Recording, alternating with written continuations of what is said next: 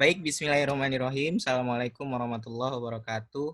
Kami dari kelompok 4 Akad Jualah dengan beberapa anggota di sini ada yang pertama ada Muhammad Irfan dengan NIM terakhir 20, ada Dea Apriliani Putri dengan NIM terakhir 24, dan saya sendiri Fajar Juniarto dengan NIM terakhir 26, dan Ilviani Zahira dengan NIM terakhir 80.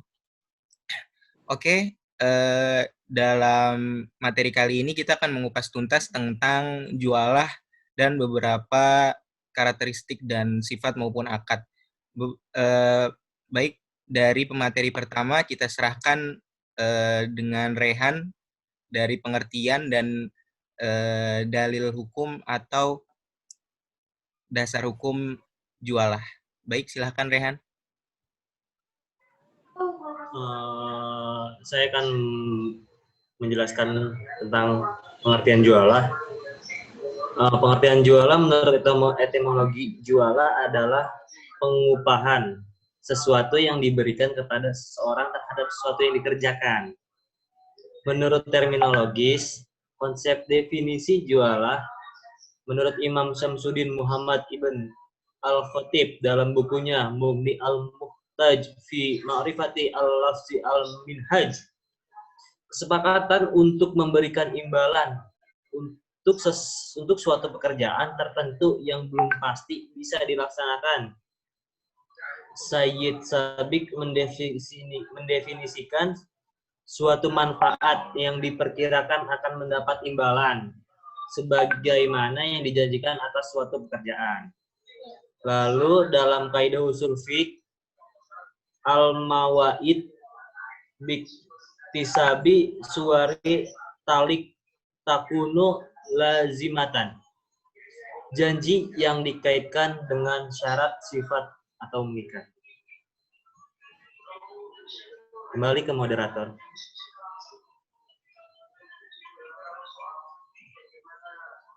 Baik, untuk lanjut ke dasar hukum. Dasar hukum jualah di sini akan dilanjutkan oleh pemateri kedua, yaitu Saudara Ilviani Zahira. Silahkan, Saudara Ilviani Zahira. Dasar hukum jualah yang pertama pada surat Quran Yusuf ayat 12. Artinya ayat 72 yang artinya penyuruh-penyuruh itu berkata, kami kehilangan gelas piala raja, dan barang siapa yang mengembalikannya maka akan memperoleh bahan makanan seberat beban onta, dan aku menjamin terhadapnya. Dalam ayat ini Ibnu Jarir dalam tafsirnya dikatakan, raja pada waktu itu melakukan praktek jualah dalam bentuk sayembara. Siapa yang dapat menemukan takaran atau gelas bejana tersebut, maka ia akan memperoleh makanan seberat beban unta. Ibnu Katsir menjelaskan dalam tafsirannya tentang ayat ini, dalam konsep jualah tetap sah walaupun imbalan yang diberikan bukan berasal dari uang, melainkan barang yang diberikan kepada seseorang yang berhak mendapatkannya. Secara mafhum ayat tersebut, istimbat dari bab jualah yang menerapkan keumuman di dalamnya, dan penjelasan pada tafsiran dalam sebuah ayat yang dipaparkan dalam hukum jualah dalam hadis. Dasar hukum jualah dalam hadis itu diriwayatkan Imam Bukhari dari Abu Sa'id Al-Khudri radhiyallahu an tentang mengobati seorang pemimpin yang dirinya sedang terpatuk ular pada saat itu, kemudian para sahabat yang sedang safar berusaha menyembuhkannya dengan ruqyah dan Al-Fatihah. Bahwasanya para sahabat ketika itu sedang berjalan untuk tinggal di sebuah kampung yang mana pada saat itu mereka meminta izin untuk tinggal kepada penduduk kampung setempat. Akan tetapi para penduduk enggan memberikan tempat tinggal. Suatu ketika pemimpin kampung mereka terpatuk ular dan butuh pengobatan, dan meminta salah satu dari sahabat mengobatinya dengan perjanjian imbalan yang diberikan. Pada akhirnya sahabat meruqyah dan membacakan bismillah dan al-fatihah. Alhasil pemimpin itu bertahap sembuh dan bisa jalan kembali.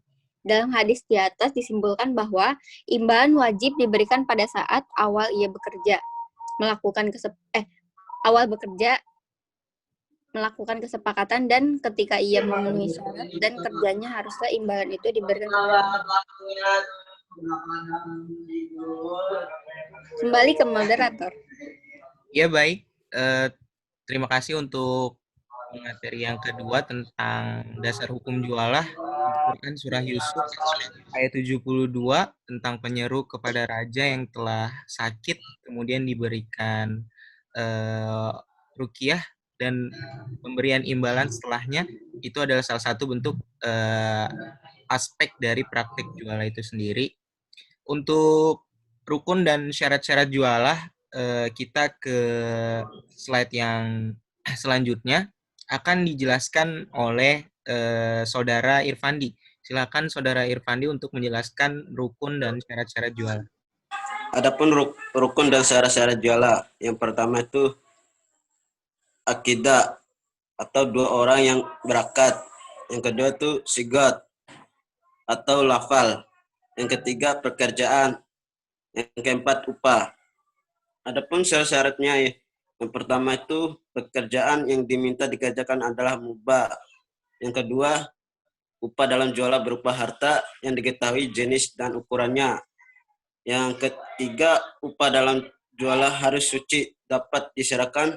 Yang keempat, pekerjaan menyelesaikan pekerjaan yang diminta dalam jualah dan menyerahkan kepada yang menyuruh.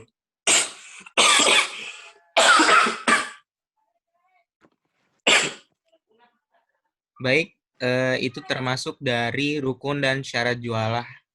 Ada beberapa kategori dalam melakukan kegiatan atau praktik jualah mempunyai rukun dan syarat-syarat yang telah disebutkan.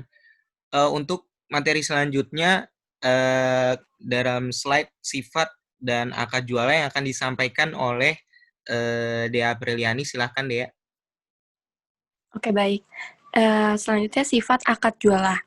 Yang pertama, mazhab Maliki, Syafi'i, dan Hambali memandang bahwa akad jualah bersifat sukarela, sehingga apa-apa yang dijanjikan boleh saja dibatalkan oleh kedua belah pihak.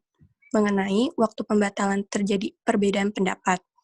Mazhab Maliki berpendapat bahwa jualah hanya dapat dibatalkan oleh pihak pertama sebelum pekerjaan dimulai oleh pihak kedua.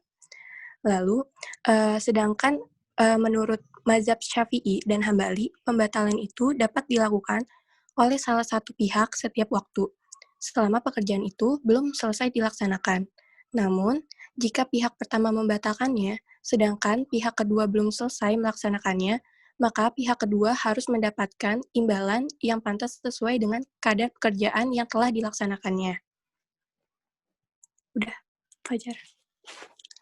Baik, terima kasih Dea untuk sifat dan akad jualah yang diterangkan oleh Dea Apriliani dari mazhab Maliki, Syafi'i, dan Hambali maupun dari pandangan beberapa ulama yang telah disebutkan. Masuk ke slide 2 terakhir, di perbedaan jualah dan ijaroh, aplikasi jualah di lembaga keuangan syariah akan saya jelaskan sendiri. Jualah dan ijaroh itu mempunyai ciri dan perbedaan.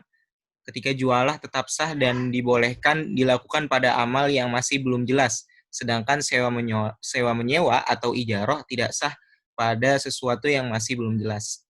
Yang kedua, dibolehkan jualah itu dalam pekerjaan yang masih belum pasti, sedangkan sewa menyewa tidak sah dilakukan atas pekerjaan yang belum jelas dan belum pasti.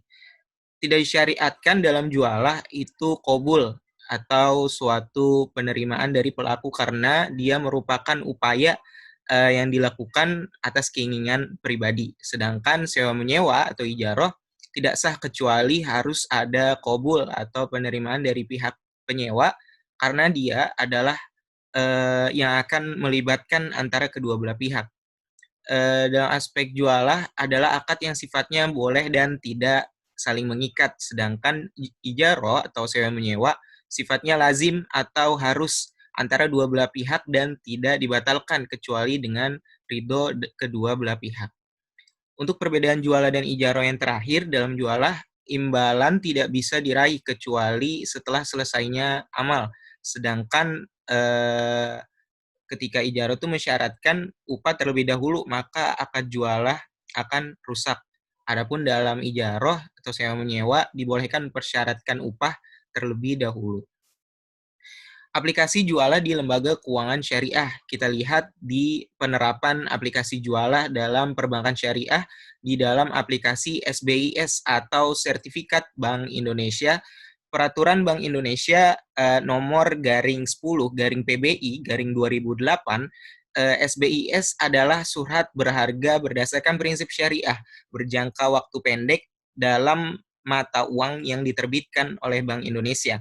Dituliskan di dalam pasal 1 garing angka 4 PBI garing 10 garing 11 2018. SBIS yang diterapkan dalam Bank Indonesia menggunakan akad jualah. Akad jualah adalah janji atau komitmen yang kita bisa sebut dengan iltizam untuk memberikan imbalan tertentu iwat atas pencapaian hasil. Ini ditentukan oleh suatu pekerjaan sesuai fatwa MUI Dewan Syariah Nasional garis miring 2007 tentang sertifikat Bank Indonesia. Akad syariah jualah dalam surat bersertifikat jualah menetapkan bahwa sertifikat Bank Indonesia yang menggunakan akad jualah memperhatikan substansi fatwa DSN MUI nomor 62 tahun 2007. Baik, sekian dari penerapan sifat, akad, rukun, dan syarat maupun dasar-dasar hukum jualah dari kelompok kami materi keempat. Terima kasih. Kesimpulannya, jualah adalah suatu pengupahan yang diberikan kepada seorang terhadap sesuatu yang dikerjakan berdasar kepada komitmen dan perjanjian atau iltizam. Baik, terima kasih. Sekian dari kami. Subhanakallahumma bihamdika asyhadu alla ilaha illa anta astaghfiruka wa atubu ilaik. Terima kasih. Wassalamualaikum warahmatullahi wabarakatuh.